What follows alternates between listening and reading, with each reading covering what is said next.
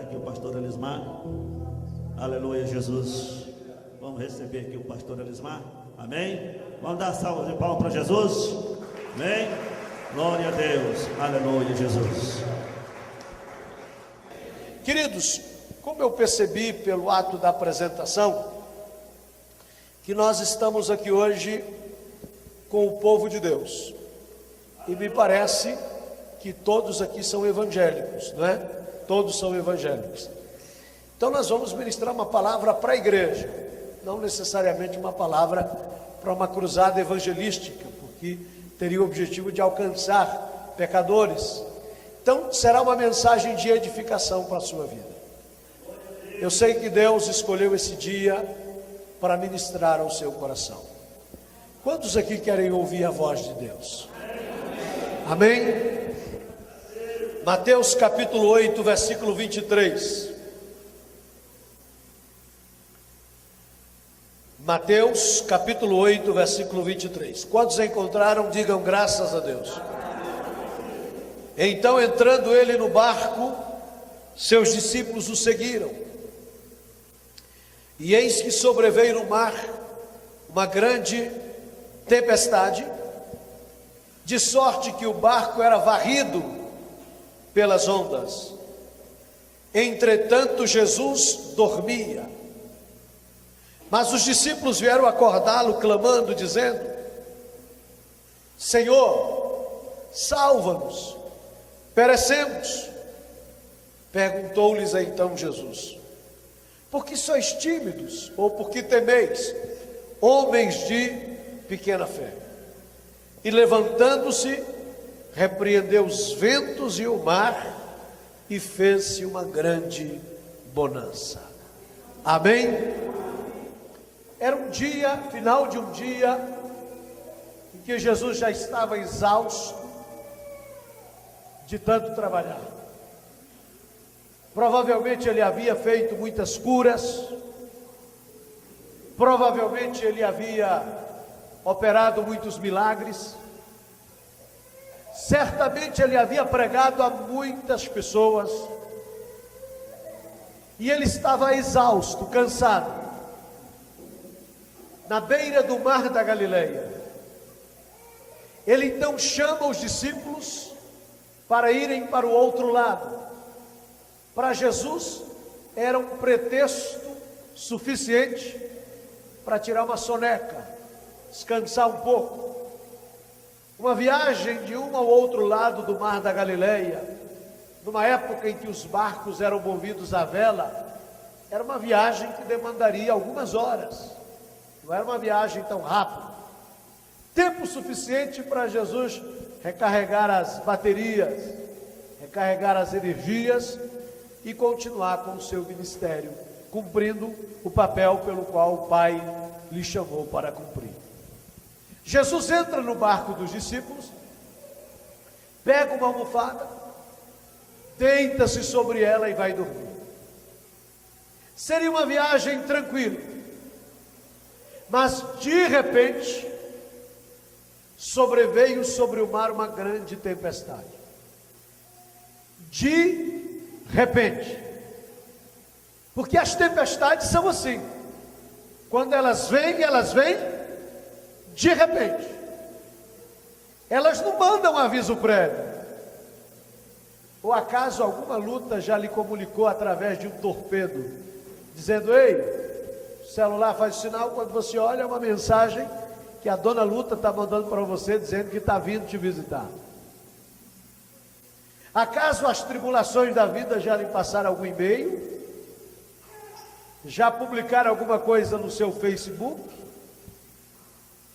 Certamente que não, porque quando eles vêm ou elas vêm, as lutas, as tempestades, as tribulações da vida, quando sobrevêm, vêm de repente. Nos pegam desprevenidos. A gente nem está esperando. E às vezes um telefonema, uma notícia, um comunicado, e um dia que começou prometendo ser um dia extraordinário, termina com pranto, com dor, com sofrimento, e algumas vezes com luto. A vida é assim. As lutas sobrevêm de repente. E de repente veio sobre o mar uma grande tempestade. Mas, a princípio, nada que pudesse gerar alarme, porque Pedro, Tiago e João eram pescadores, experientes na arte da navegação, ali no Mar da Galileia. Nasceram e cresceram ali. Se alguém entendia bem de como enfrentar esses tufões, essas tempestades, eram aqueles homens. Porque, convenhamos, irmãos, acho que ninguém na terra entende mais de luta do que crente. Se luta fosse formatura, eu acho que a maioria dos crentes tinha doutorado. Não é verdade? Desde que a gente aceita Jesus, a gente passa por cada tempestades e lutas na vida, que a vida do crente é assim: um dia no trono, um dia na caverna. Ora no trono, ora na caverna. Não dá para viver só no trono, se sentindo o rei, o poderoso, cheio de bênção e conquista para todo lado, porque isso nos deixa soberbos e nos afasta do propósito de Deus. Mas não dá para viver só na caverna, só chorando, sofrendo, pedindo socorro, também não dá. Então, por isso, Deus nos trata assim. Um pouco na caverna, para treinar o nosso caráter. Aí quando Deus percebe que já está no limite, a gente já não aguenta mais de tanta tribulação, aí Deus nos leva para o trono, faz um cafunézinho, nos coloca no divã dele, cuida carinhosamente de nós, nos cerca de grandes bênçãos e conquistas. Aí é só Deus fazer isso que a gente já começa a empinar o nariz e começa a se achar melhor que os outros. Aí Deus dá uma olhada para o anjo e diz: caverna nele. E a vida do cristão é assim: ora no trono, ora na caverna, ora no monte, ora no vale. Crente entende desse assunto e sabe até desenvolver estratégias para superar muitas lutas e muitos problemas da vida. Todo dia a gente está matando um leão, um gigante por dia, um leão por noite, não é? Todo dia nós somos um Davi, temos um Golias pela frente para derrubar, ou somos aí um Sansão e temos um leão pela frente para vencê-lo. É assim a vida cristã. Então Pedro, Tiago e João eram experientes na arte da navegação, não havia muito com o que se preocupar. Mas naquele dia tinha muito com o que se preocupar, porque parece que aquela turbulência, aliás, parece que aquela tempestade, parece que aquele tufão, parece que aquela crise veio sob encomenda. E por mais que eles desenvolvessem as suas estratégias, por mais que Pedro dissesse: deixa comigo que eu vou mostrar como é que se faz, por mais que Tiago dissesse assim: preste atenção como é que a experiência resolve, por mais que João dissesse: gente, eu vou mostrar como é que se resolve, nada disso resolveu. O texto deixa claro que o barco estava sendo varrido pelas ondas. Marcos e Lucas também registram o episódio, e lendo os outros evangelhos sinóticos, a gente descobre que as ondas estavam invadindo o barco, porque elas eram maiores do que a embarcação. Então eu quero que você se imagine dentro de um barco, que está sendo jogado impetuosamente contra as ondas, está sendo varrido pelas ondas, a água está entrando, o barco está quase a ponto de naufrágio, objetos estão rolando dentro do barco, as pessoas estão desesperadas. Imagina alguém com um balde tentando jogar para fora a água que está entrando, outros tentando segurar os objetos que estão rolando, outros fortalecendo os nós para que as velas, as cordas e as velas não se rompam. Um verdadeiro caos. E pasmem vocês, no meio desse caos, Jesus estava dormindo. Eu não sei você, mas eu fico espantado. Como é que alguém consegue dormir numa hora dessa? Como é que alguém consegue dormir num desespero desse? Eu estou falando que de dormir é uma coisa que, modéstia à parte, eu entendo bem. Eu durmo com facilidade. Eu durmo num voo entre Goiânia e Brasília, de 20 minutos. Eu durmo com muita facilidade, mas qualquer susto da viagem, qualquer turbulência, ou se você está de carro, qualquer freada brusca, curva acentuada, susto numa ultrapassagem, é o suficiente para lhe roubar o sono, e você não prega os olhos mais até o final da viagem. Como é possível alguém dormir no meio de um naufrágio, de um quase naufrágio? O barco sendo varrido pelas ondas e Jesus, dormindo calmamente. Já parou para pensar nisso? Já parou para imaginar essa cena? Isso me traz uma alegria extraordinária para o meu coração. Porque eu busquei de Deus uma resposta. Como é que Jesus conseguia dormir no meio da tempestade? E Deus trouxe ao meu coração a seguinte resposta: só é possível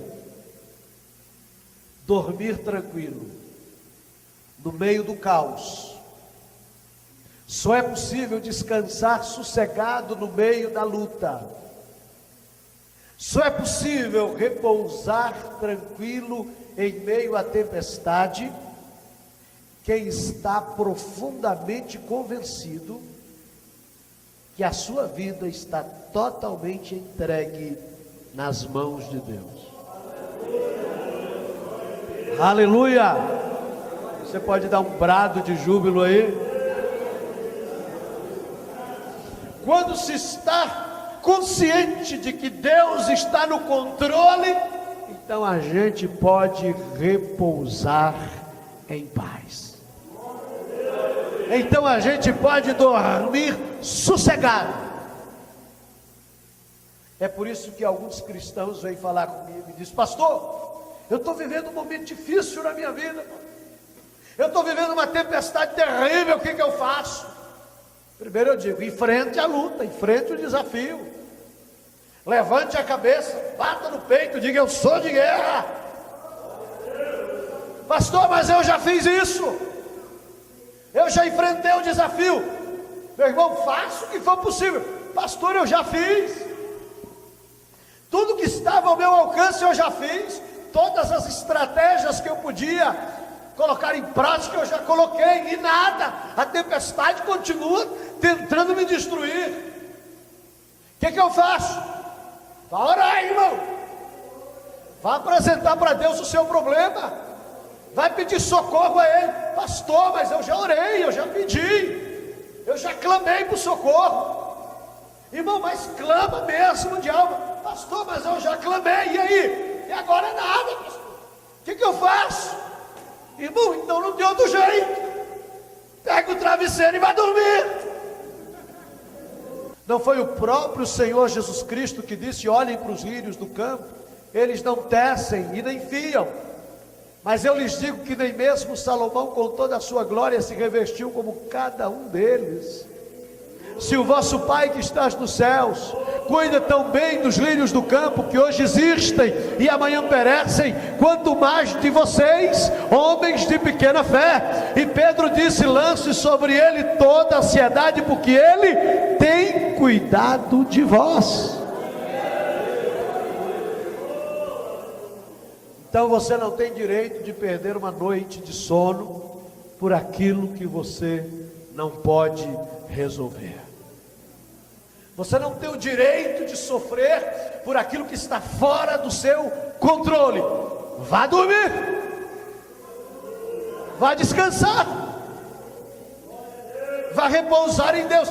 Pastor, mas dormir não muda nada. Quem foi que disse isso? Que heresia é essa? Quem foi que disse que dormir não muda nada? Na Bíblia do Deus que eu sirvo, sabe o que diz lá? Diz assim: aos seus Ele dá enquanto dormem. Então, quando a gente dorme, duas coisas acontecem.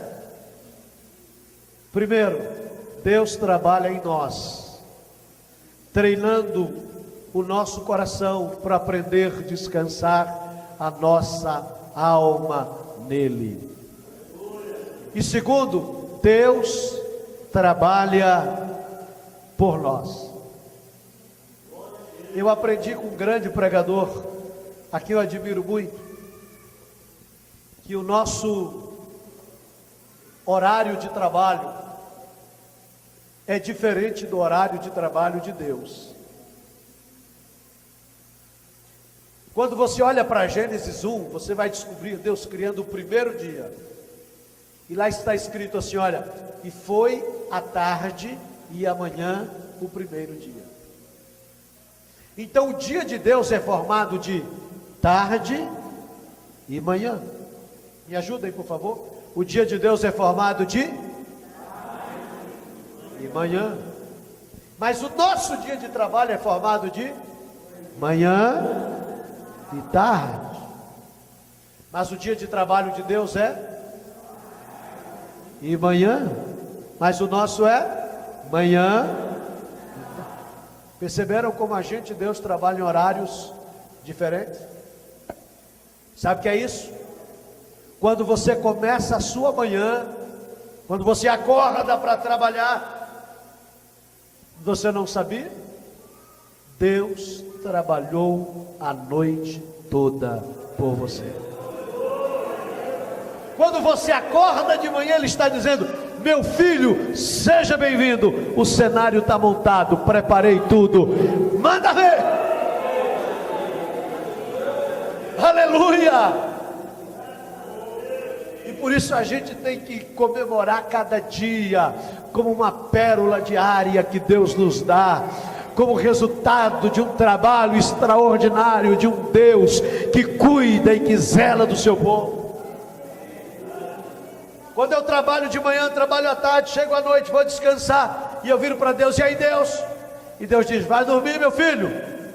Você já deu o que tinha que dar hoje, já produziu o que tinha que produzir, vai dormir. Senhor, mas o Senhor, eu vou botar em dias algumas besteiras que você fez, vou consertar alguns erros, vou arrumar algumas coisas, vou montar o cenário.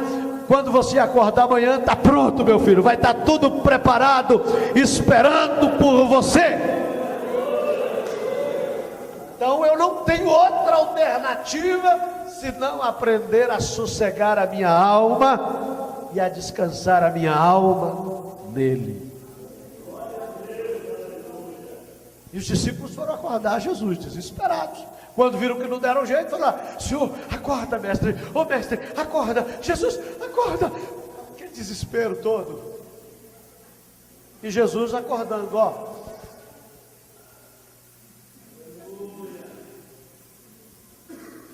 Imagino que Jesus acordava como qualquer um de nós.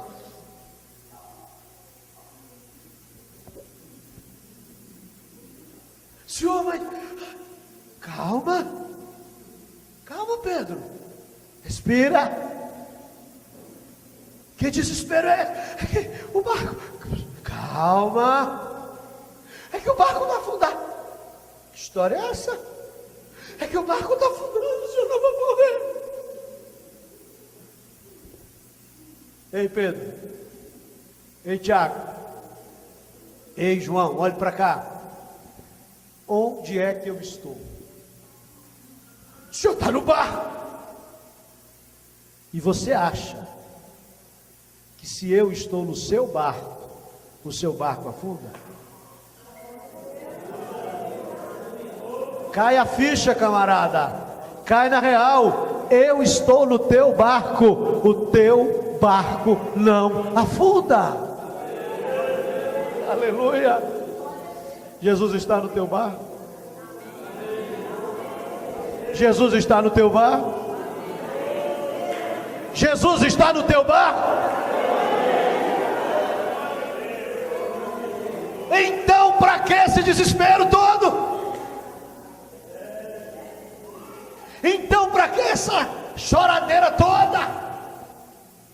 Então, por que se caminhar de madrugada inteira da sala para a cozinha, da cozinha para o quarto, sem sonar? Ai meu Deus, como é que eu vou fazer? E agora? Para que isso, se Ele está no teu barco? Se Ele está no teu barco não vai afundar. Ele tem cuidado de vós. Está enfrentando a luta? Levanta a cabeça, sacode a poeira, bate no peito, diga: eu sou de guerra. Enfrenta de cabeça erguida. Já enfrentou? Vá orar, vá clamar a Deus, vá pedir socorro. Já pediu? Então, irmão, vá dormir. Vá dormir. Vá descansar a tua alma nele. Vai encontrar paz nele, paz mesmo na tempestade.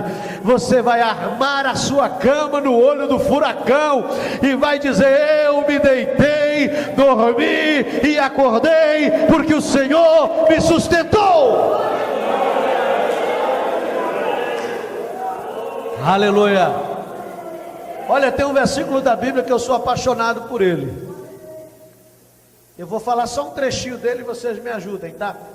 É um versículo que Jesus diz assim: no mundo tereis aflições. Vamos citar o versículo completo? Vamos lá? No 3, 1, 2, 3.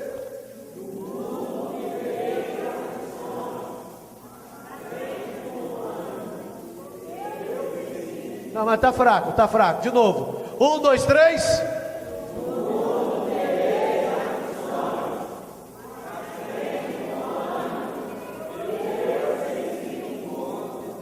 Peraí, mas cadê a parte A? Cadê o começo do versículo?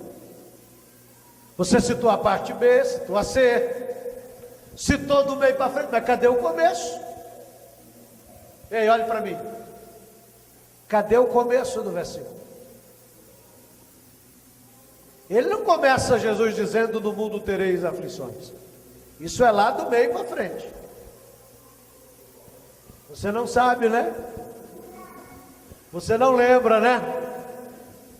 Mas se serve de consolo, não é só você. É você e mais uns 40 milhões de brasileiros evangélicos que não lembram. João 16 e 33. Sabe o que Jesus diz lá? Tenho-vos dito isto, para que em mim tenhais paz. No mundo tereis aflições, mas tende bom ânimo, eu venci o mundo.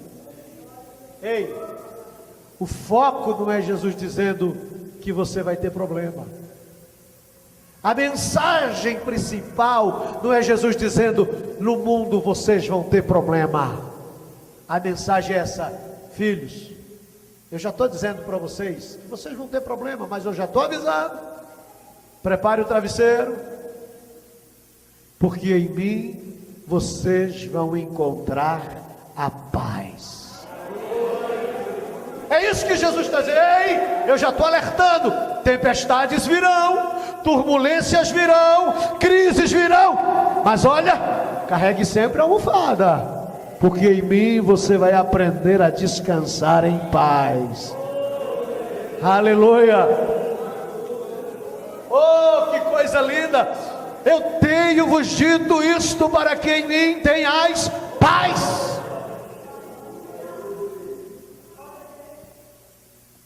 A Bíblia conta a história de um garoto. Ele tinha 5 anos de idade. Com 5 anos de idade, ele era filho de príncipe, neto de rei. Veja o que é crise. Em um só dia, ele perdeu o pai, os tios, e o avô. Para preservar a sua vida, tentaram fugir com o garoto, deixaram ele cair, quebrou os 2 pés, ficou aleijado. Foi levado para viver de favor na casa de um homem chamado Maquir. Perdeu toda a sua herança e foi jogado numa terra chamada Lodebar, que literalmente significa terra do esquecimento, terra do silêncio. Quer luta maior do que essa? Quer crise maior do que essa? Quer problemas maiores que esse? Mas olhe para mim, podem lhe arrancar tudo de você, podem lhe tirar tudo que você tem, mas não podem tirar o sangue real que existe em você. Você é filho de príncipe, você tem sangue de rei. Aleluia! Esse espírito de nobreza não podem arrancar do seu coração, e é por isso que você pode descansar em paz, porque o teu rei, o teu Deus, tem cuidado da tua vida. Fique em pé, eu quero orar com você. Quantas pessoas vieram aqui, parece que está vivendo o olho do furacão, e já não sabe mais o que fazer, e precisam desesperadamente de um milagre de Deus. Eu quero convidar você, sai do seu lugar, vem aqui à frente, eu quero orar por você. Depois, ele repreende o vento e a tempestade. O primeiro milagre não é ao teu redor, o primeiro milagre é dentro de você. Você precisa pôr isso na sua cabeça. Primeiro Deus te ensina a encontrar a paz, depois Ele gera um milagre na sua vida. Primeiro Ele apazigua, acalma a tua alma, prepare o travesseiro para descansar nele, e Ele vai agir pela tua vida, porque Ele tem cuidado de vós.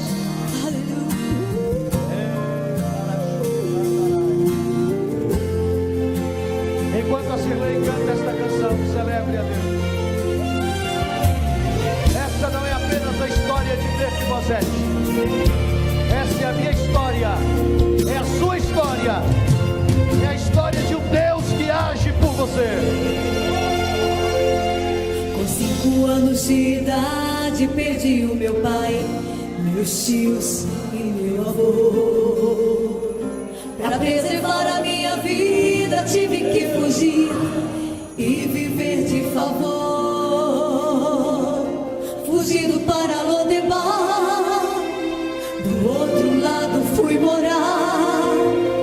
Essa é minha triste história, eu vou lhes contar. Correndo em meio ao desespero, quem me carregava me deixou cair. Quebrei os pés daquela fuga sem poder parar, tivemos que fugir. Um filho herdeiro destronado, sem pai, sem nada, pobre, agora um aleijado. Menino herdeiro abandonado, órfão desprezado. Mas o tempo se passou, cresci lá no subúrbio, sem poder sair. Um aleijado se arrastando, tive que viver na casa de Maquir.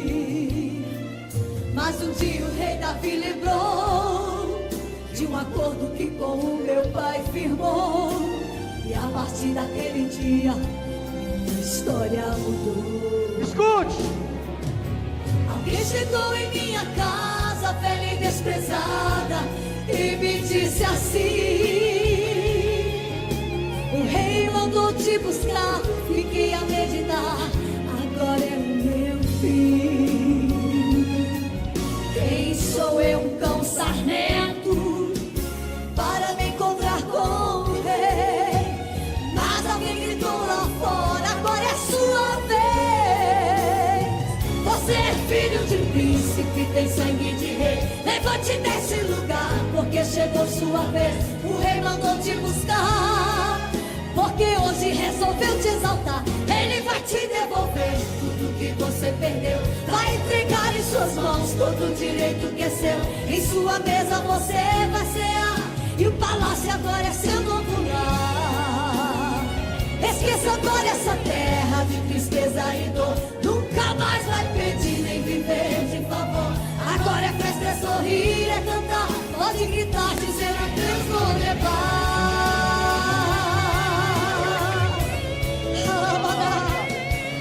Muda histórias aqui nesta noite, sinta o agir de Deus na tua vida.